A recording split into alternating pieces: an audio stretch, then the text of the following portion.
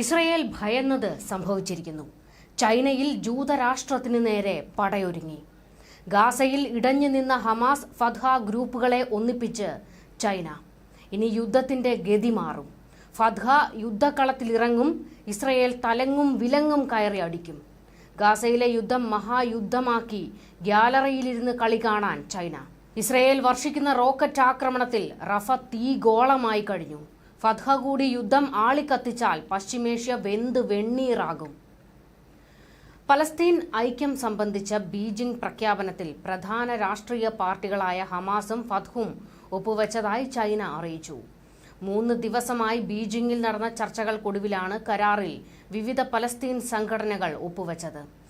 അഭിപ്രായ വ്യത്യാസങ്ങൾ അവസാനിപ്പിച്ച് പലസ്തീൻ ഐക്യം കെട്ടിപ്പടുക്കുകയാണ് ചർച്ചയുടെ ലക്ഷ്യമെന്നാണ് ചൈന വാദിക്കുന്നത്. 14 പലസ്തീൻ സംഘടനകളാണ് ബീജിംഗ് പ്രഖ്യാപനത്തിൽ ഒപ്പുവെച്ചത്. ഈ കരാർ പലസ്തീന്റെ ചരിത്രത്തിലെ വഴിത്തിരിവാണെന്നും സംഘർഷ മേഖലകളിൽ ചൈന മധ്യസ്ഥത വഹിക്കുന്നതിന്റെ പ്രാധാന്യം ഉയർന്നു വരുന്നതിന്റെ ലക്ഷണമാണെന്നും ചൈനീസ് മാധ്യമങ്ങൾ റിപ്പോർട്ട് ചെയ്തു.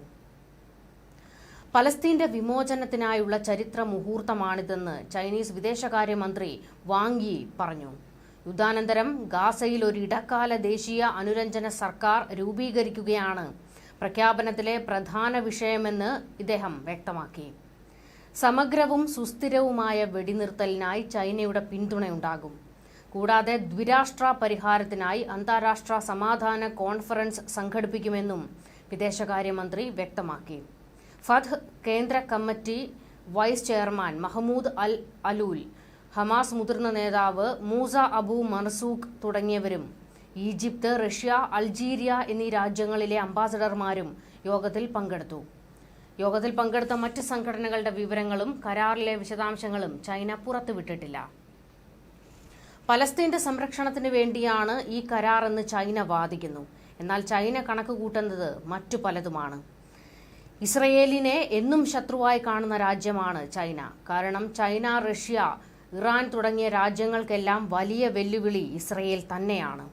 ഇസ്രയേലും അമേരിക്കയും ഇല്ലാതായാൽ തങ്ങൾക്ക് തലയുയർത്താമെന്ന് ചൈനയ്ക്ക് കൃത്യമായി അറിയാം. അതുകൊണ്ട് തന്നെ ഗാസയിലെ ഇടഞ്ഞു നിൽക്കുന്ന ഗ്രൂപ്പുകളെയെല്ലാം ഒരു കുടക്കീഴിൽ അണിനിരത്തി ഇസ്രയേലിന് നേരെ വലിയ ആക്രമണം അഴിച്ചുവിടാനാണ് ഈ രാജ്യങ്ങൾ ശ്രമിക്കുന്നത്. എന്നാൽ ഇസ്രയേൽ ശക്തമായ രീതിയിൽ ആക്രമണം കടുപ്പിച്ചിരിക്കുകയാണ്. ഫത്ഹും ഹമാസും കൂടി ഒരുമിച്ച് യുദ്ധത്തിനിറങ്ങിയാൽ നേരിടാൻ സർവ്വസജ്ജമാണെന്ന് ഇസ്രയേൽ വ്യക്തമാക്കി കഴിഞ്ഞു.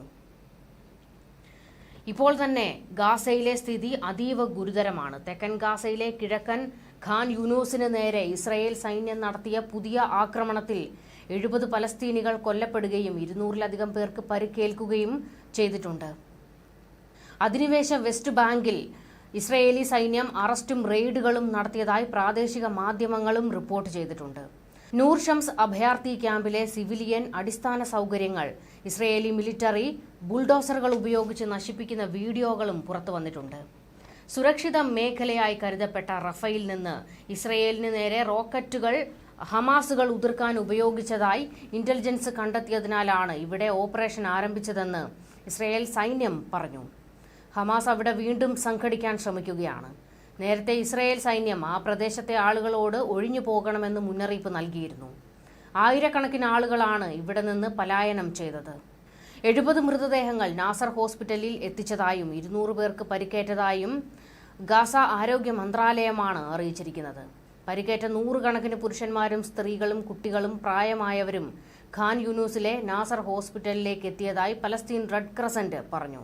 ഇവർക്ക് നൽകാനായി മരുന്നോ കിടത്തി ചികിത്സ നൽകാനായി മെത്തയോ പുതപ്പുകളോ ഇല്ലാത്ത അവസ്ഥയാണെന്നും നാസർ ഹോസ്പിറ്റലിലെ nursing director general doctor Muhammad Saqr പറഞ്ഞു. സാഹചര്യങ്ങൾ ഭയാനകമാണെന്നും ഡോക്ടർ വ്യക്തമാക്കി. ഭീകരപ്രവർത്തനങ്ങൾക്കും അടിസ്ഥാന സൗകര്യങ്ങൾക്കുമായി ഗാസ പൗരന്മാരെ മനുഷ്യ കവചമായി ഉപയോഗിക്കുന്ന ഹമാസ് ഭീകര സംഘടനയ്ക്കെതിരെ തുടർന്നും നടപടിയെടുക്കുമെന്ന് സൈന്യം അറിയിച്ചു. പാർപ്പിടം, വെള്ളം, ഭക്ഷണം, മരുന്ന്, ശുചിത്വം എന്നിവയുടെ അഭാവത്തിൽ സോണിലെ സ്ഥിതി വളരെ മോശമാണെന്നും നിരവധി സിവിലിയന്മാരുണ്ടെന്നും പലസ്തീനികൾക്കായുള്ള പ്രധാന UN ഏജൻസിയായ UNRWAയുടെ വക്താവ് ലൂയിസ് വാട്ടർ റിഡ്ജ് പറഞ്ഞു. സുരക്ഷ തേടി ഗാസയുടെ ഒരു ഭാഗത്തു നിന്ന് മറ്റൊരിടത്തേക്ക് ആവർത്തിച്ച് നീങ്ങിയിരുന്നു. ഇനി എവിടേക്ക് പോകണമെന്ന് ഉറപ്പില്ല, അറിയുകയുമില്ല. വലിയ രീതിയിൽ തങ്ങൾ അകപ്പെട്ടു പോയി എന്ന് സിവിലിയന്മാർ പറയുന്നു. ഇതിനിടെ ഹൂതികളും ഇസ്രയേലും തമ്മിലുള്ള സമീപകാല ആക്രമണങ്ങൾ ചർച്ച ചെയ്യുന്നതിനായി ഐക്യരാഷ്ട്രസഭയുടെ സുരക്ഷാ കൗൺസിൽ യമനിൽ അടിയന്തര യോഗം ചേർന്നു.